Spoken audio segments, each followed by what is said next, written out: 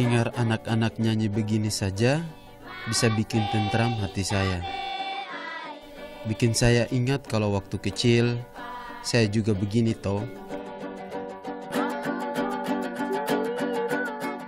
Kenalkan dulu, saya punya nama Victor. 3 tahun sudah saya bekerja jadi humas perusahaan migas. Saya punya kerja jadinya selalu ada interaksi dengan orang. Bisa dekat dengan anak-anak, ini jadi bonus buat saya. Kami orang Papua senang betul kalau sudah diminta menyanyi. Lewat lagu kami selalu ingat, walau pi jauh, kami tak akan lupa tempat asal tanah kelahiran Papua.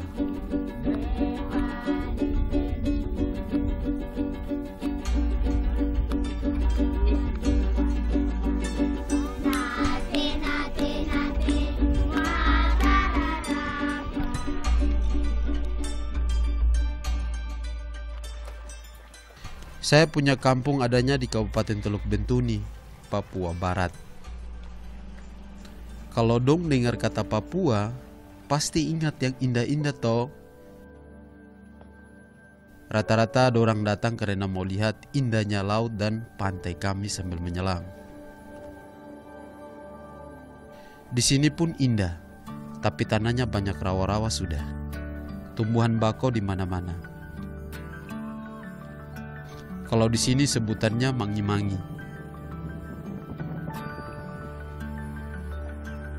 Tapi jangan ragu toh, alam Papua dijamin pasti indah.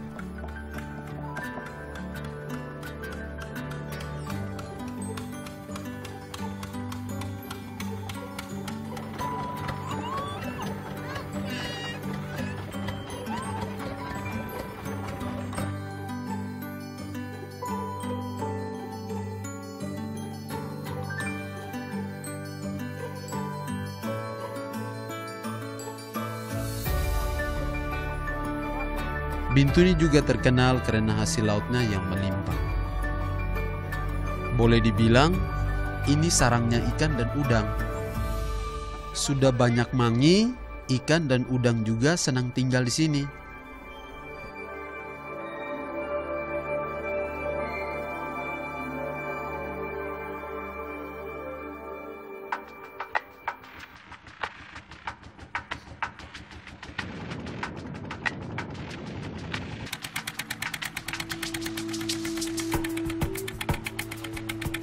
Kalau diperhatikan bentuk bintuni yang teluk itulah bikin ikan betah. Perairannya aman. Hehehe.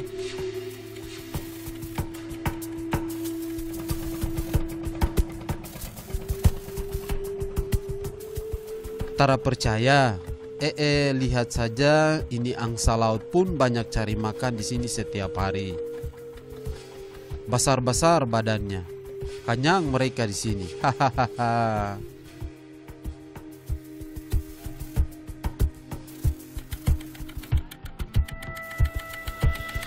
Dulu, sebelum kerja di perusahaan, saya pun pernah kerja jadi nelayan. Pigi jaring udang jadi mata pencarian saya.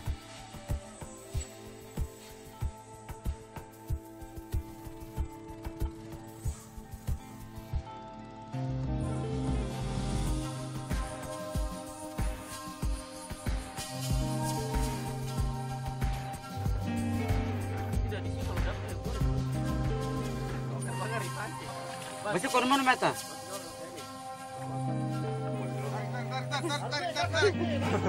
Cabut. Udang tuh lari semua itu. Tadi udang kasih masuk itu jahat. Kalau di sini bisa dapat udang ukuran besar-besar. Sebesar telapak tangan saya juga ada. Katong punya sebut nih udang banana. Sekarang memang kerja sudah beda toh. Tapi saya masih sering turun ke kampung-kampung. Namanya saja humas. Harus ajak warga cerita-cerita kalau ada kendala atau masalah. Cari jalan tengah. Makanya Sudah akrab juga saya dengan warga kampung ini. Kalau sedang tugas, bukan berarti harus selalu pakai seragam rapi toh. Jalankan tugas juga dengan cara begini. Jalin hubungan dengan warga sekitar. Bisa sosialisasi dan bicara-bicara dengan mereka. Saya juga pernah rasakan bagaimana jadi nelayan. Dulu waktu kecil, saya ingat betul, udang itu banyak sekali. Hanya tinggal duduk saja sudah dapat. Sekarang sudah beda. Walau sudah masuk musim angin barat begini, tapi tetap tidak banyak seperti dulu.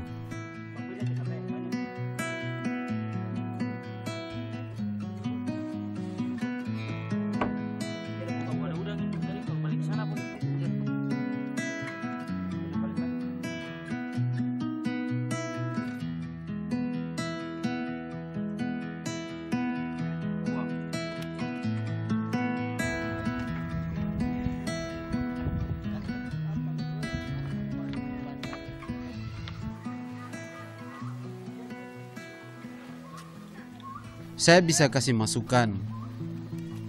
Kalau katong mau hasil ada terus, bisa saja ini udang dibudidayakan. Saya juga ingin lihat orang kampung bisa maju. Bisa kasih lihat prospeknya dulu dengan banyak cerita-cerita sama nelayan. Apa cocok atau tidak kalau dikembangkan di kampung? Toh sebenarnya mereka sudah punya pembeli tetap. Jangan salah. Walau ini kampung kecil, udang-udang biasa diekspor sampai ke Jepang.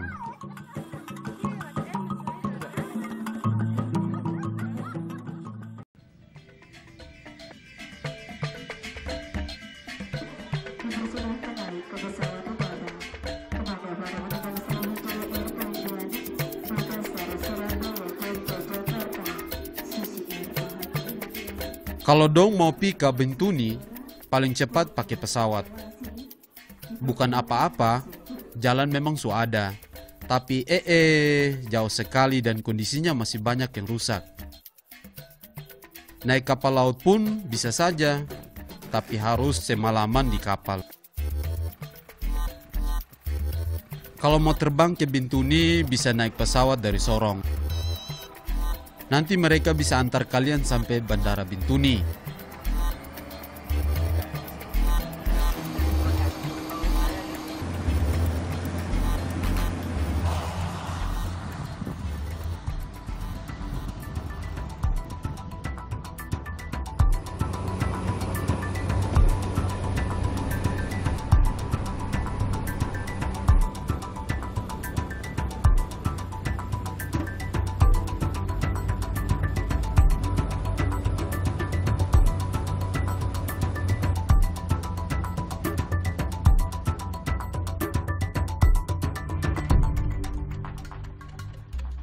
Kalau sudah sampai, mau ke mana-mana juga lebih cepat kalau naik jolor atau kapal kecil begitu.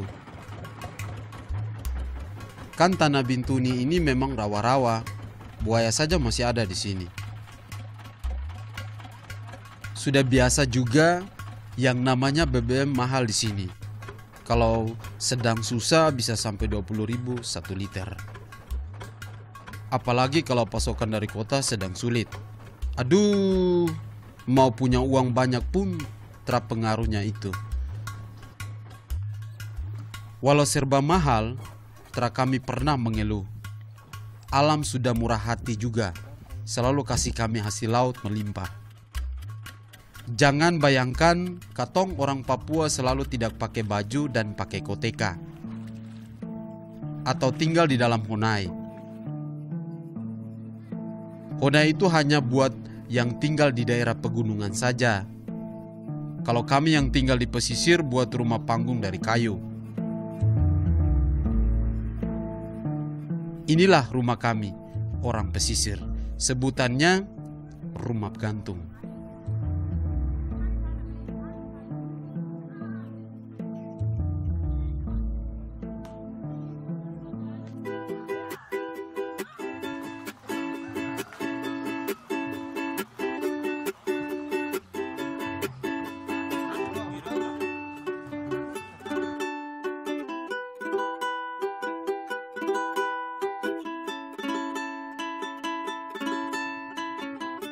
Adanya perusahaan minyak gas di sini. Boleh dibilang bikin hidup kami banyak berubah juga toh. Perusahaan banyak minta warga kampung buat kerja di dalam.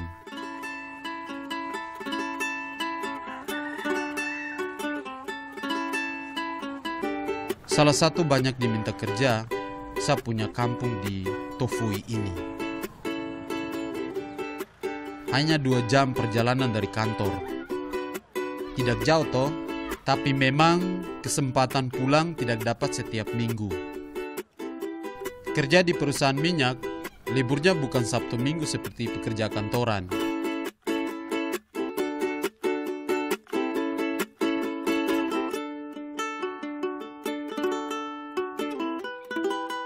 Saya baru bisa libur kalau sudah 20 hari kerja, baru dapat 10 hari libur toh. Kalau sudah dapat libur, pasti pergi lihat saya punya mama dan bapak. Saya ini anak paling besar. Adik-adik sudah berpencar semua dengan pekerjaan masing-masing. Anak istri pun sedang pergi ke kampung mertua di Kaimana.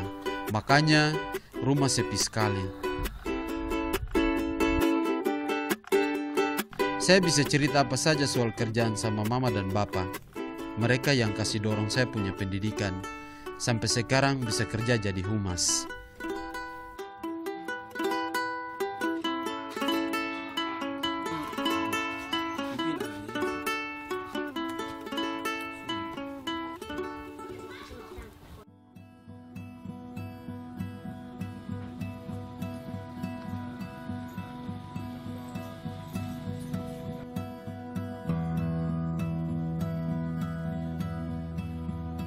Namanya di kampung, orang-orang pasti kenal semua.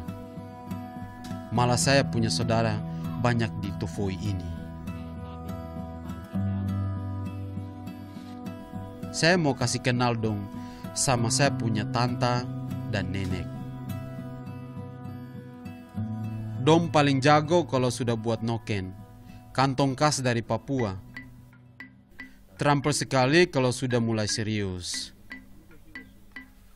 Saya mau bawa contoh ke kantor. Nanti bisa kasih unjuk teman-teman toh. Bisa beli anyaman asli buatan mama-mama Papua. Hehehe. Noken ini sudah ditetapkan jadi warisan budaya dari Papua. Bangga sekali saya waktu dengar itu. Noken yang masih asli dibuat dari tanaman yang diambil sendiri dari kebun. Bisa pakai pandan hutan, kayu seman, atau rumput kali. Kalau sekarang banyak yang bikin dari benang atau kain saja. Dulu, orang biasa pakai noken besar buat bawa hasil buruan atau melaut. Kalau noken yang kecil buat simpan siri dan pinang. Sekarang apa saja bisa dibawa.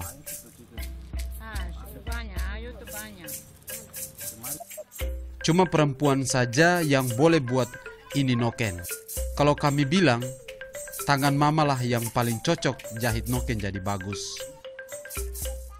Tapi sekarang, sudah susah cari mama yang bisa buat noken. Rata-rata sibuk dengan pekerjaan. Sementara anak-anak juga tidak banyak yang bisa buat. Makanya, saya mau bantu supaya ini warisan budaya Papua jangan sampai hilang. Saya baru bisa bantu promosi saja. Kalau permintaan banyak, pengrajin noken juga akan bertambah toh.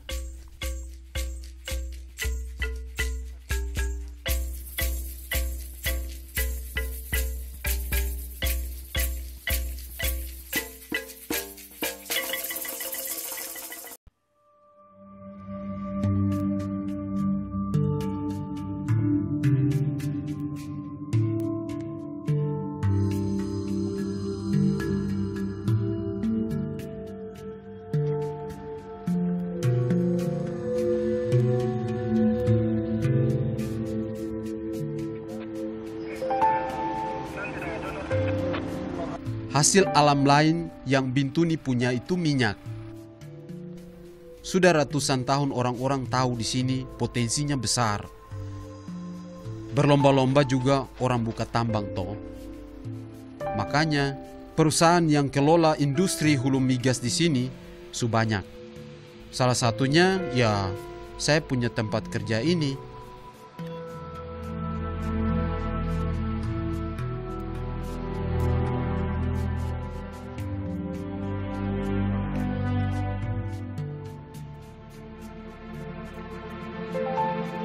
Kantor kami masih dalam tahap eksplorasi di Bintuni. Belum sampai produksi. Kegiatannya baru dimulai tahun 2010.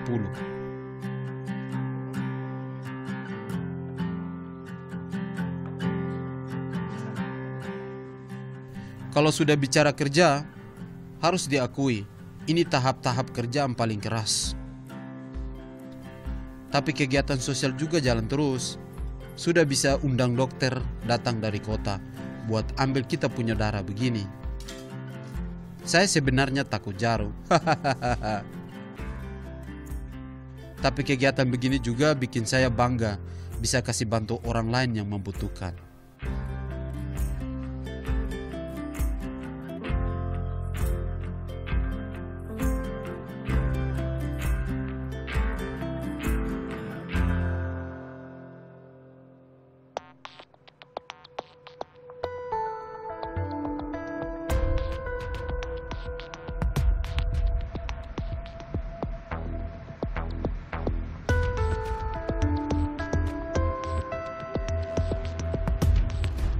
Walau baru mulai 4 tahun lalu, sudah ada 11 sumur yang kita coba gali. Beberapa di antaranya sudah tampak ada hasil. Salah satunya di Forada. Eksplorasi harus dilakukan sebelum bisa mulai produksi minyak.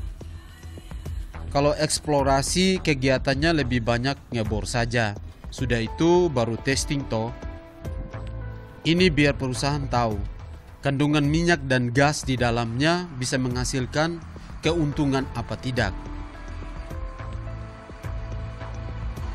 Sudah itu baru bisa eksploitasi dan produksi. Tapi sebelum bisa produksi pun ada evaluasi yang harus dilakukan. Kalau ini buat lihat kandungan minyak yang kita gali menguntungkan negara apa tidak.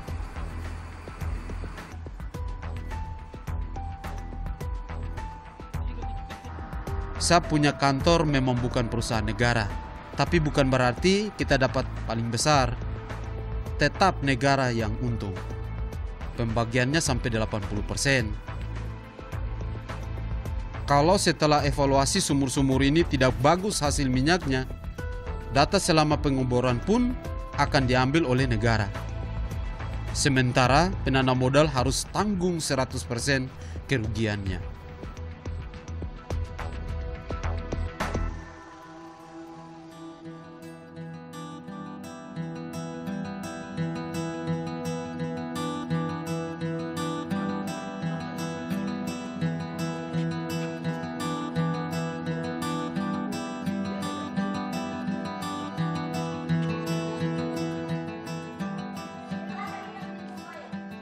Walau kerja di perusahaan asing, bukan berarti tidak bisa kasih hal positif buat warga.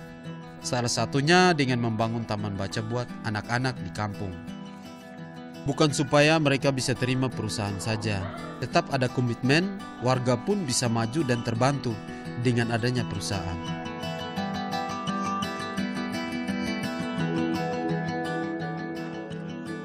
Kami pun tak mau kasih sumbangan dalam bentuk jadi. Setiap pembangunan harus ikut sertakan masyarakat juga toh. Biar mereka tahu proses dan makin bangga dengan hasil mereka bikin sendiri.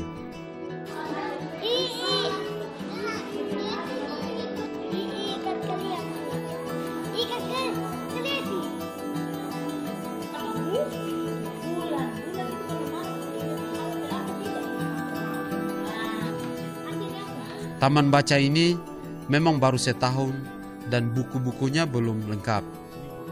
Tapi anak-anak rajin datang main ke sini. Mereka senang sekali toh bisa dapat baca buku. Walau belum semua bisa baca, baru dikasih lihat ada gambar-gambar saja di buku, mereka semangat betul. Itu juga yang buat saya ikut semangat bantu mereka.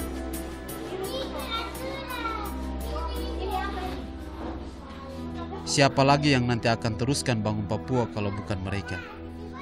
Banyak sudah perusahaan di Papua mau terima pekerja orang asli. Tinggal kita saja yang harus tingkatkan kemampuan biar tidak kalah saing dengan pekerja dari luar toh.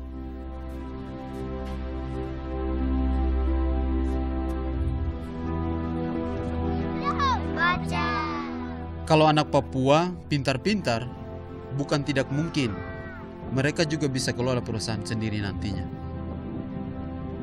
Saya bangga punya tanah kelahiran tuh kaya sekali. Saya juga bangga bisa ambil bagian majukan kami punya tanah kelahiran. Saya terhadap pernah lupa itu. Papua yang indah dengan sumber daya alam dan orang yang juga pintar-pintar. Indonesia